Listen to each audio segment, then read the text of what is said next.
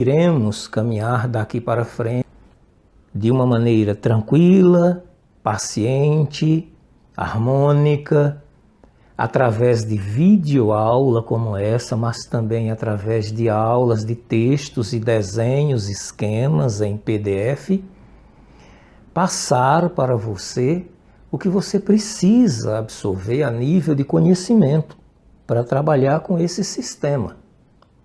Ora, os sistemas de refrigeração existentes atualmente são diversos e para as mais diversificadas aplicações.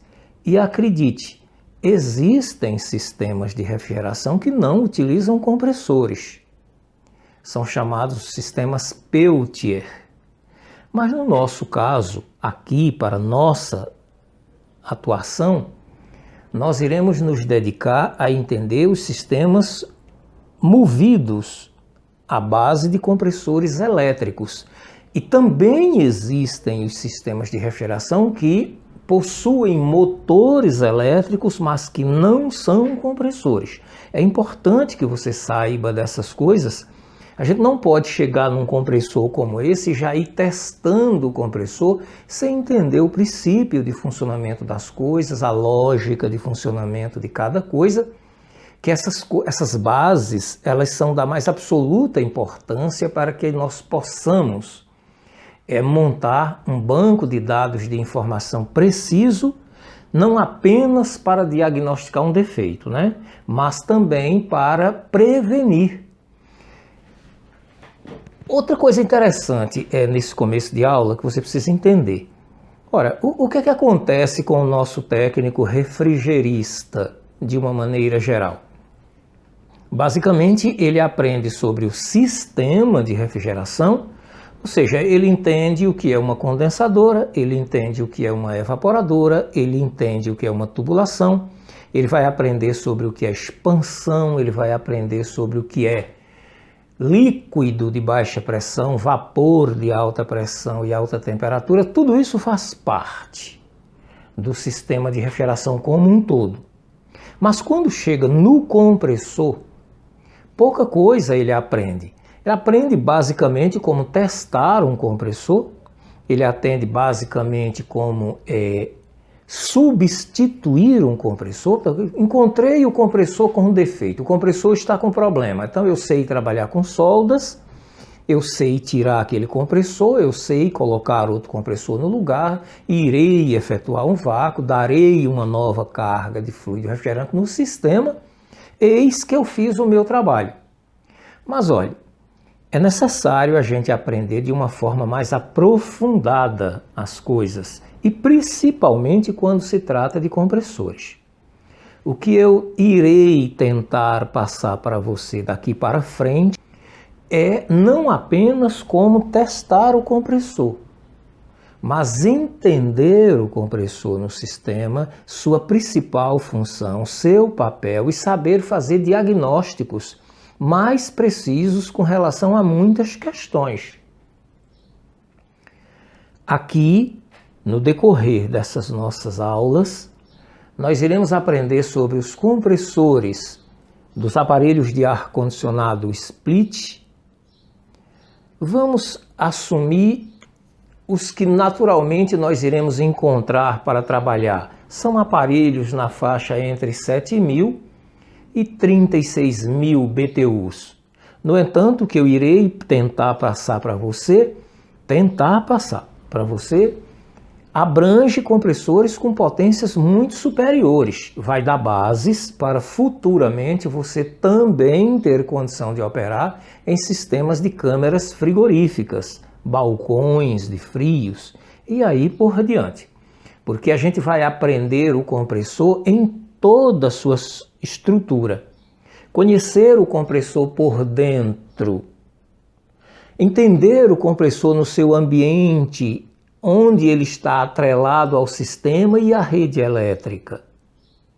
Saber dar um diagnóstico não apenas de bobinas. Você quer ver um exemplo? É comum a gente ver ou fazer. Pega-se um instrumento multímetro, como um daqueles que estão ali, mede-se os bornes, que é como são chamados, os pinos do compressor, geralmente 3, na maioria deles, 3, na maioria, 3, isso nos aparelhos de ar-condicionado, nas geladeiras, bebedouros, freezers. E quando a gente encontra uma bobina aberta, aí o compressor está danificado.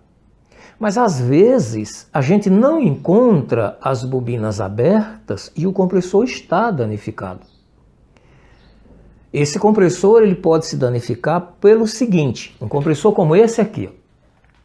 Eu vou primeiro falar desse aqui, compressor do ar-condicionado split convencional, esse aqui, que equipa um aparelho como esse que você está vendo aí. Esse outro compressor aqui é um compressor de ar-condicionado do sistema inverter.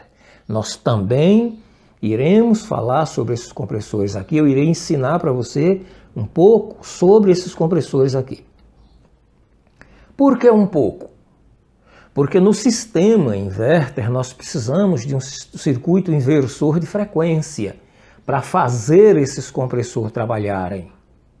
Esses compressores, eles assemelham-se a esses aqui na parte interna, no tocante a bobinado e as partes mecânicas, que é quem vão fazer o trabalho de pressão e sucção. Né? Mas na questão acionamento e rotação, não. Esses compressores aqui são acionados por corrente alternada, trabalham a uma frequência máxima de 60 Hz. Esses compressores aqui, esses aqui, compressores em corrente alternada, monofásicos ou trifásicos, que é uma outra característica. O compressor monofásico, ele possui 3 bornes de ligação. O compressor trifásico também possui 3, de forma que se forem colocados aqui um compressor monofásico e um compressor trifásico, confunde, porque assemelha-se em tudo aqui, a estrutura física do compressor e a pinagem do compressor. Acontece a mesma coisa aqui com o compressor BLDC. O que muda então? É que esse compressor aqui, como eu já falei, ele é acionado através de inversores de frequência, não é inversor de tensão, é inversor de frequência. Inversor de tensão é uma coisa, inversor de frequência é outra. Então o inversor de frequência aqui agora, ele altera, acelera ou desacelera a frequência da rede elétrica, a senoide, a forma de onda senoidal, que se movimenta e se repete 60 vezes por segundo. Aqui não. Aqui pode assumir características que vão de 60 Hz a 100.000 Hz. É isso que faz a diferença. É por isso que esses compressores aqui são batizados, chamados de Bruchheles BLDC. Compressores BLDC necessitam de um inversor de frequência para poderem funcionar. Então, o que é que acontece? Eu não posso ligar a rede elétrica aqui.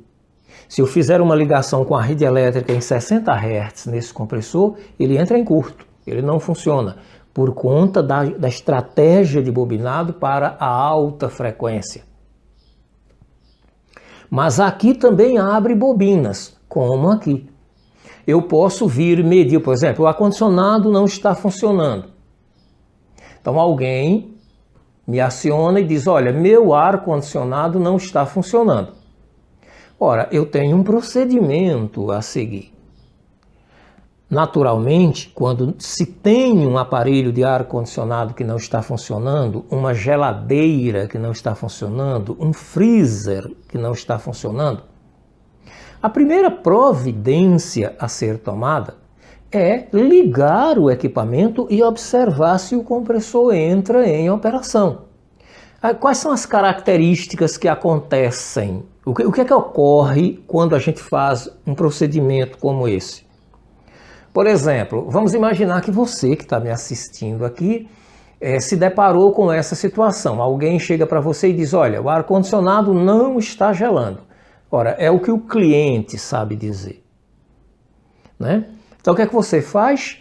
A primeira providência é um aparelho de ar-condicionado? É. Pega o controle remoto, liga a unidade evaporadora, vai lá fora e observa se o compressor do sistema entrou em operação. É o primeiro procedimento. Então só aí duas coisas podem acontecer. Só aí. Ou o compressor entra em operação, ou o compressor não entra em operação, simplesmente não aciona. Se o compressor simplesmente não aciona, é necessário agora analisar desde a unidade evaporadora até a entrada do sistema elétrico no compressor para constatar se está chegando alimentação aqui. Ou seja, se a unidade evaporadora está enviando, através de um relé, corrente elétrica para acionamento do compressor nesse caso. Se é um aparelho de ar-condicionado de inverter, não muda. A única coisa que vai mudar é que, ao contrário da evaporadora do ar-condicionado split, que está mandando corrente elétrica direto para o compressor, a evaporadora do ar-condicionado de inverter está mandando um sinal, enviando um sinal para a placa de potência da condensadora, que naturalmente irá acionar o sistema, que através dos módulos IPM e IGBT irão liberar as tensões para acionamento do compressor. Isso caso o compressor não esteja funcionando. O assunto é compressor, mas nós precisamos falar dessa forma, de todas as coisas. Nós vamos imaginar o seguinte: nos dois casos, no ar-condicionado split, no ar-condicionado inverter, eu não estou falando de geladeiras, bebedouros e freezers por enquanto, só desses dois aparelhos, dessas duas tecnologias. Vamos imaginar que o que está ocorrendo é o seguinte: o cliente está reclamando que ele está ligando a evaporadora e minutos depois ou instantes depois o disjuntor desarma e o sistema desliga. Isso vai acontecer no ar-condicionado de inverter? Sim, claro que vai. Afinal de contas, ele é alimentado também pela corrente alternada da rede elétrica na sua placa principal. Nos dois casos, é alimentado na placa principal, na placa de potência da unidade condensadora, e também é alimentado na placa de potência, na placa eletrônica da unidade evaporadora. Então, da mesma forma, o que é que vai acontecer? Os sensores irão captar a temperatura do ambiente, o microcontrolador da unidade evaporadora vai fazer um cálculo, a partir desse cálculo vai liberar um sinal, no caso do aparelho de ar-condicionado de inverter, que irá liberar o compressor através dos módulos IPM e IGBT para o acionamento. Mas eis que no instante em que é liberado, nesse caso aqui, as três linhas U, V e W para esse compressor, o compressor está em curto. Se o compressor está em curto, vai haver o quê? Um disparo do disjuntor. A mesma coisa acontece aqui. Eu posso chegar com um multímetro, pronto, esse aparelho de ar-condicionado aqui. O cliente chega para mim e diz: olha, não está gelando. Aí eu vou e faço esse procedimento. Eu entro no ambiente, eu ligo a unidade evaporadora, aguardo um instante e vou lá fora observar. Mas eis que nem entrou o compressor e disparou o disjuntor. Qual é a conclusão imediata? Temos uma fuga no compressor, uma fuga. Essa fuga vai estar em uma das partes internas desse compressor, que é o conjunto bobinado. A mesma coisa se dará aqui, no conjunto bobinado do compressor. Essas partes elétricas, o bobinado desse compressor aqui e o bobinado desse compressor aqui, estão sujeitas a falhas provocadas por fluido refrigerante? Não, não estão. Estarão sujeitas a falhas provocadas por ausência de óleo dentro dos compressores ou ineficiência de óleo mineral lubrificante dentro dos compressores? Não. Elas são partes elétricas. Essas partes elétricas estão sujeitas a abrirem ou entrarem em fuga ou entrarem em curto Por quem? Justamente pelas oscilações da rede elétrica. Então, começamos assim. Se eu analiso uma situação como essa, se é me passado que o aparelho não está gelando, se eu ligo a unidade evaporadora, seja qual for o equipamento, irei no ambiente externo analisar as condensadoras e constato que a condensadora não está entrando em operação, naturalmente existe a possibilidade real do defeito não ser compressores. Entende? Mas, se eu aciono a unidade evaporadora, vou analisar a unidade condensadora, percebo que houve disparo dos disjuntores, controladores de corrente do sistema. Só nesse disparo eu já concluo que tem problema no compressor. A gente precisa começar estudando assim. Agora imagine a seguinte situação.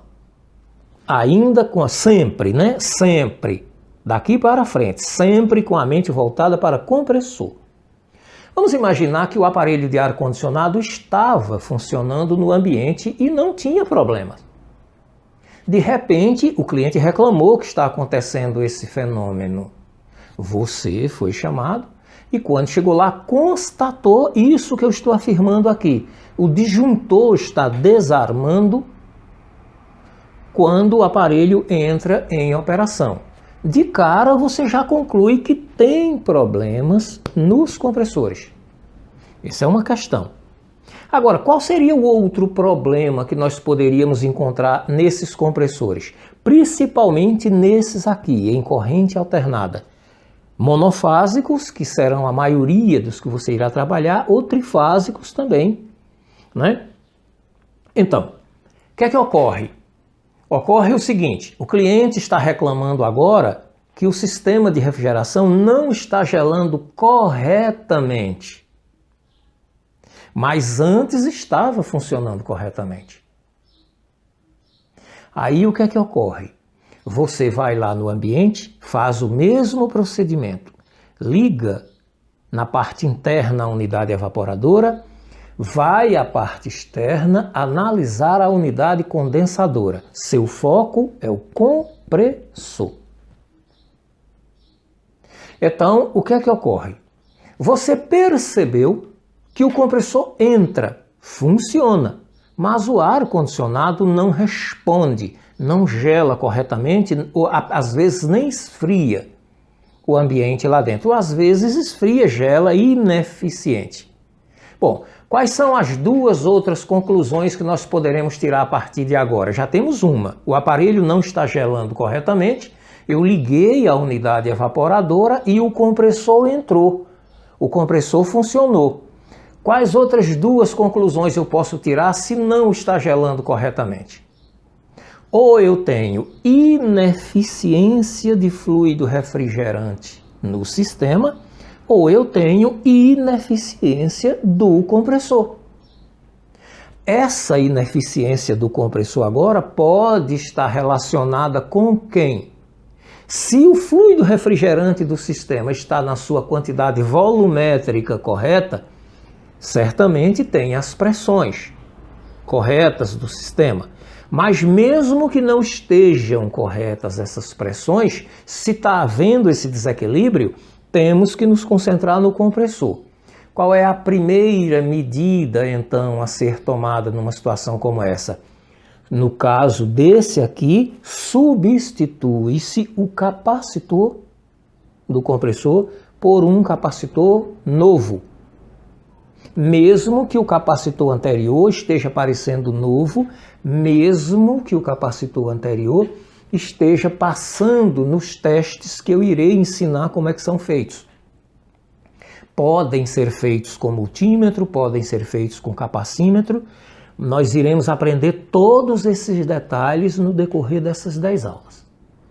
Entende? Mas é esse o procedimento que tem que se fazer. E aí, agora vem outra questão, que nós também iremos aprender no decorrer dessas aulas. a substituição daquele capacitor que foi tirado deve ser feita por um capacitor igual ao que estava ali? Vamos lá. Se o aparelho não foi alterado por ninguém, se está na condição em que veio de fábrica, originário, se você percebe que você foi a primeira pessoa a abrir aquilo ali depois da venda do equipamento e da instalação do equipamento, utiliza-se sim um capacitor com as mesmas especificações do capacitor anterior, que é para o motor, né? Então, para a partida do motor. Então, vai se observar o quê? Capacitância. Tensão, não. A tensão pode ser sempre maior. Por exemplo, imagine que você encontrou num aparelho de ar-condicionado nessas condições. Vamos imaginar, vamos repetir aqui, olha. Você chegou no ambiente, o aparelho de ar-condicionado está gelando ineficientemente, mas o compressor está entrando em operação. Já temos uma conclusão. O compressor está funcionando, não significa que esteja bom, mas está funcionando. Se está ineficiente, a ineficiência pode estar vindo do compressor e nós não podemos avançar para procurar o defeito em outro lugar sem antes constatar que o problema está aqui. Até porque é quem mais sofre, é quem mais trabalha. Então, substituímos o capacitor. É o primeiro passo. Se o capacitor nunca foi substituído antes, se o aparelho nunca foi aberto antes, aí você substitui aquele capacitor por outro com o mesmo valor de capacitância. Digamos que o capacitor tenha 380 volts por 55 microfarads. Seja um capacitor que está trabalhando apenas para o compressor e existe um outro capacitor para o eletroventilador exaustor da condensadora. Isso é muito comum. Nem sempre os aparelhos têm um capacitor único para os dois, que eu também irei ensinar. Mas, na maioria dos casos, adota-se um capacitor somente para o eletroventilador exaustor e um capacitor somente para o compressor. Isso tem sido feito com muita frequência na maioria dos equipamentos. Ora, nesse caso, nós iremos substituir o capacitor do compressor por um novo. Se o capacitor tem 380 volts por 55 microfarads, é um exemplo que eu estou dando, mas você não tem aquele capacitor, você tem um de 600 volts por 55 microfarads. Você pode colocar. O que você não pode fazer, e não afeta absolutamente o funcionamento do sistema, o que você não pode fazer é colocar um valor menor que 380 volts para um capacitor daquele ali, por conta de um fenômeno da tensão chamada tensão de pico. Agora, veja bem, você substituiu o capacitor, colocou um capacitor novo, mas o ar-condicionado continuou não gelando corretamente. Mas você já colocou um capacitor novo. O compressor não está com o bobinado queimado, porque o compressor está trabalhando. Troquei o capacitor e o ar-condicionado continua ineficiente. Analisei o fluido refrigerante, medi a pressão de fluido refrigerante e constatei que está correta. Digamos que um aparelho como esse aqui, 12.000 BTUs, trabalhando com gás R22, como essa botija aqui. Um exemplo, ele trabalha harmonicamente e gela perfeitamente com uma pressão de baixa entre 85 e 90 PSI, dependendo da distância da condensadora para a evaporadora, da distância da tubulação. Pois bem, analisei essa pressão, constatei que ela está correta. Então a pressão de fluido está correta, com o compressor ligado, funcionando. O capacitor é novo, eu coloquei o capacitor novo, não tem vazamento, mas o aparelho não gela corretamente. Para onde agora eu devo seguir? Eu devo constatar o seguinte: ou o compressor está corrompido internamente na sua estrutura mecânica, que é outra estrutura que eu irei explicar sobre isso, ou seja, Lá dentro existe um mecanismo que é quem faz o trabalho de pressão e sucção do fluido refrigerante, para que se tenha vapor de alta pressão e se possa sugar o líquido de baixa pressão que retorna da evaporadora. Isso é aqui dentro do compressor. Esse mecanismo ele se deteriora, ele se desgasta com o passar do tempo. Geralmente pode ocorrer de compressores com 2 anos de uso para cima apresentarem esse problema. Então o compressor está funcionando corretamente, segundo você percebe, o capacitor é novo, o fluido refrigerante está na quantidade adequada, mas internamente você tem ineficiência de pressão e de sucção. Porque o mecanismo que é responsável dentro do compressor para fazer esse trabalho está corrompido, arranhado, engripado, danificou. Então esse compressor precisa ser substituído. É bem importante também considerar o seguinte, mesmo depois de tudo isso que você ouviu aqui sobre compressores, é sempre prudente testar o sistema em uma rede elétrica confiável. O aparelho de ar-condicionado instalado, devidamente configurado em seu ambiente, não significa que esteja numa rede elétrica apropriada, dimensionada, que as bitolas dos fios estejam adequados e dos cabos para a circulação de corrente elétrica, ou que aquele sistema não esteja dividindo corrente elétrica com outros equipamentos. Nós sabemos que aparelhos de ar-condicionado, chuveiros elétricos, não podem ser instalados em uma rede dimensionada dividindo corrente elétrica entre si ou com outros equipamentos. É preciso dimensionamento, a chamada lei de Kirchhoff, lei dos nós. Lá na entrada da distribuição é preciso ter disjuntores separados para as mais diversas finalidades dentro do ambiente, inclusive para o aparelho de ar-condicionado que deve, como eu estou explicando aqui, trabalhar em uma rede independente, sem dividir corrente com outros equipamentos, porque isso também faz acontecer a perda de rendimento no compressor, levando a ideia de que o compressor está com defeito. Então vá vendo quantas coisas a gente precisa entender primeiro, antes de se arvorar a diagnosticar uma falha em um compressor de um sistema. E eu estou me referindo apenas a aparelhos de ar-condicionado.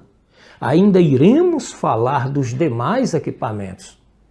Veja outra situação, por exemplo.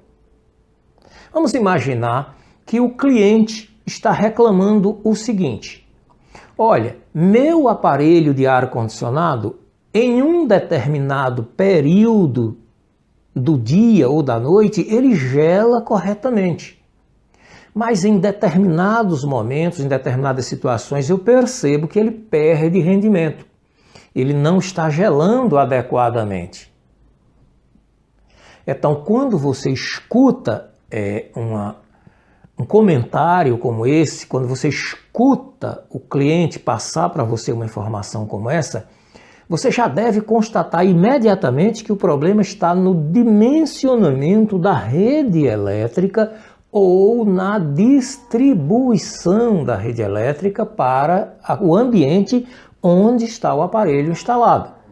Veja por quê. Nossa rede elétrica, principalmente a rede monofásica, ela passa por um transformador para poder chegar nos nossos ambientes.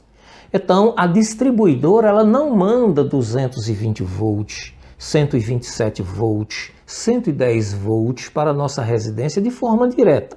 Absolutamente. Essa tensão ela é trifásica, inicia-se com valores muito elevados, 13.800 volts. Essa trifásica passa por transformadores que reduzem essa tensão para 220 volts, criando as 3 fases R, S e T da rede elétrica. E para nossa residência é disponibilizado uma dessas fases, mais o neutro que é extraído a partir da junção das 3, lá no transformador. A distribuidora não faz neutro. O neutro vem do transformador que está fornecendo energia para nós e para o equipamento. Então, nessa distribuição, vamos imaginar que você esteja recebendo tensão oriunda da fase R, da fase S ou da fase T, 220 volts ou 127 volts. Porém, o neutro é comum, as três fases. Você está recebendo fase neutro. Porém, o transformador está sobrecarregado. O que é que ocorre? Foi colocado um transformador lá no poste, foi feito esse trabalho, mas à medida em que se vai agregando equipamentos, principalmente motores pesados, equipamentos pesados, vai onerando e vai pesando sobre o transformador, lá na origem. E essa tensão ela começa a ter perdas. Então, em determinados momentos, quando se aciona motores pesados, ou quando se ligam muitos equipamentos ao mesmo tempo em diversos lugares, a tendência da tensão elétrica é cair. Porém, a estrutura interna do compressor não foi feita para suportar essa queda. Então, o bobinado desse transformador aqui, bobinado desse motor aqui, falei transformador, perdoa, motor, bobinado desse motor aqui, o bobinado desse motor aqui foi projetado para um nível de tensão chamado DDP, diferença de potencial. Então ele não tolera pico e nem tolera queda. Esses dois aspectos influenciam. Quando você tem o pico, você tem a possibilidade de queima do compressor. Quando você tem a queda, você tem a possibilidade de perda de rendimento.